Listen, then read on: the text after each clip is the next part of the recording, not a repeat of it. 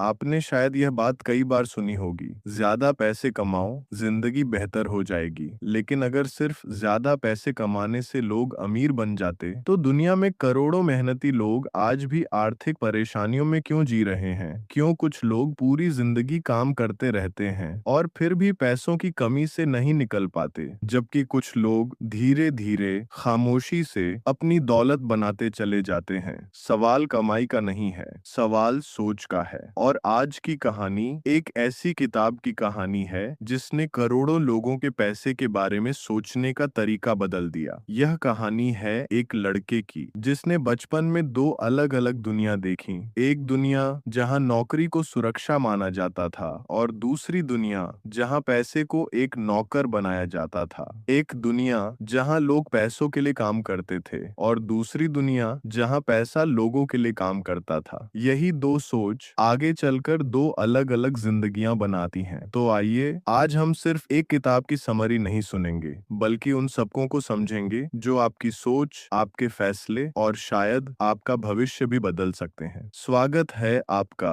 किताबी माइंडसेट में। आज हम बात कर रहे हैं दुनिया की सबसे लोकप्रिय पर्सनल फाइनेंस बुक्स में से एक, रिच डैड पुअर डैड की, जिसे लिखा है रॉबर्ट कियोसाकी ने। यह किताब सिर्फ पैसे कमाने के बारे में नहीं है, बल्कि पैसे को समझने के बारे में है। रॉबर्ट कियोसाकी अपने बचपन की एक सच्ची कहानी सुनाते हैं। उनकी जिंदगी में दो ऐसे लोग थे जिन्होंने उन्हें पैसों के बारे में बिल्कुल अलग अलग बातें सिखाई। पहले थे उनके असली पिता, हाईली एजुकेटेड, अच्छी नौकरी वाले और समाज में सम्मानित, लेकिन पैसों को लेकर हमेशा संघर्ष करते रहने वाले। रॉबर्ट उन्हें कहते हैं पोर डैड। दूसरे थे उनके सबसे अच्छे दोस्त माइक के पिता। ज्यादा पढ़े लिखे नहीं थे, लेकिन आर्थिक रूप से बेहद सफल थे। रॉबर्ट उन्हें कहते हैं रिच डैड। दो पिता, दो सोच, दो अलग रास्ते और दो बिल्कुल अलग नतीजे। यहीं से शुरू होती है रिच डैड पुअर डैड की असली कहानी। रॉबर्ट कियोसाकी की आर्थिक शिक्षा शुरू होती है। रिच डैड ने उन्हें सबसे पहला सबक सिखाया कि दुनिया के ज्यादातर लोग पैसों के लिए काम करते हैं। पैसों के लिए काम करते हैं। वे नौकरी करते हैं, तनख्वाह लेते हैं, बिल भरते हैं और फिर अगली तनख्वाह का इंतजार करते हैं। यह सिलसिला सालों तक चलता रहता है। रिच डैड इसे रैट रेस कहते हैं, एक ऐसी दौड़ जिसमें लोग लगातार भागते रहते हैं लेकिन आर्थिक आजादी तक नहीं पहुंच पाते। इसके बाद रिच डैड ने रॉबर्ट को एक और महत्वपूर्ण बात सिखाई। उन्होंने कहा, अमीर बनने के लिए एसेट्स और लायबिलिटीज का अंतर समझना बहुत जरूरी है। अगर कोई चीज आपकी जेब में पैसा डालती है तो वह एसेट है, और अगर कोई चीज आपकी जेब से पैसा निकालती है तो वह लायबिलिटी है। रिच डैड का मानना था कि अमीर लोग सबसे पहले एसेट्स बनाते हैं, जबकि अधिकांश लोग अपनी कमाई बढ़ते ही अपने खर्च बढ़ा लेते हैं। यहीं से दो लोगों की आर्थिक यात्रा अलग हो जाती है। आगे चलकर रॉबर्ट ने सीखा कि सिर्फ मेहनत करना काफी नहीं है, फाइनेंशियल एजुकेशन भी उतनी ही जरूरी है। स्कूल हमें नौकरी करना सिखाते हैं, लेकिन पैसे को समझना नहीं सिखाते, और यही वजह है कि कई बार बहुत पढ़े लिखे लोग भी आर्थिक संघर्ष करते रहते हैं। किताब का एक और बड़ा संदेश है डर और लालच को नियंत्रित करना।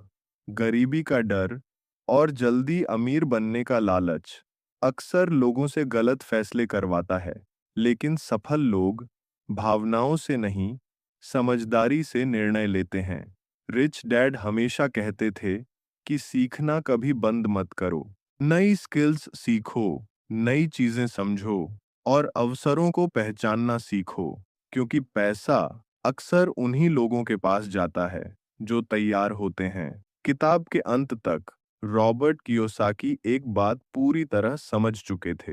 अमीर और गरीब के बीच सबसे बड़ा अंतर पैसा नहीं, सोच होती है। गरीब लोग पूछते हैं, मैं यह चीज खरीद नहीं सकता, जबकि अमीर लोग पूछते हैं, मैं इसे खरीदने लायक कैसे बन सकता हूं? और यही एक सवाल उनकी पूरी सोच बदल देता है। रिच डैड पुअर डैड हमें रातों रात अमीर बनने का तरीका नहीं सिखाती। ये हमें सिखाती है कि अगर आर्थिक रूप से मजबूत बनना है तो सिर्फ कमाई बढ़ाने पर नहीं, बल्कि अपनी सोच, अपनी फाइनेंशियल एजुकेशन और अपने एसेट्स पर ध्यान देना होगा। क्योंकि आखिर में आपकी आय नहीं, आपकी आदतें और आपकी सोच आपका भविष्य तय करती हैं।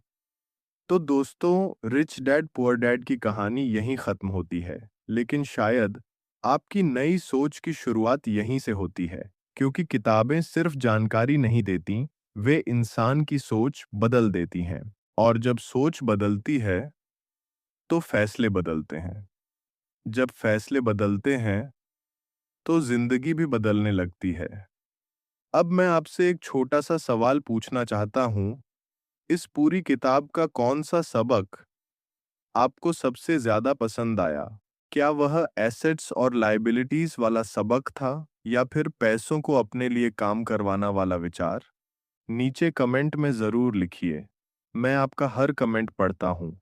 और अगर आपको लगता है कि यह वीडियो किसी दोस्त, भाई, बहन या परिवार के किसी सदस्य की सोच बदल सकता है, तो इसे उनके साथ ज़रूर शेयर कीजिए। हो सकता है एक छोटा सा शेयर किसी की पूरी फाइनेंशियल जर्नी बदल दे।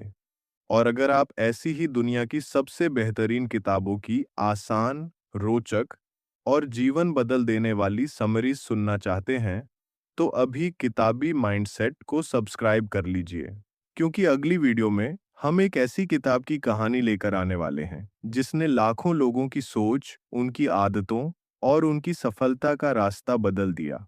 यकीन मानिए, आप अगली वीडियो मिस नहीं करना चाहेंगे।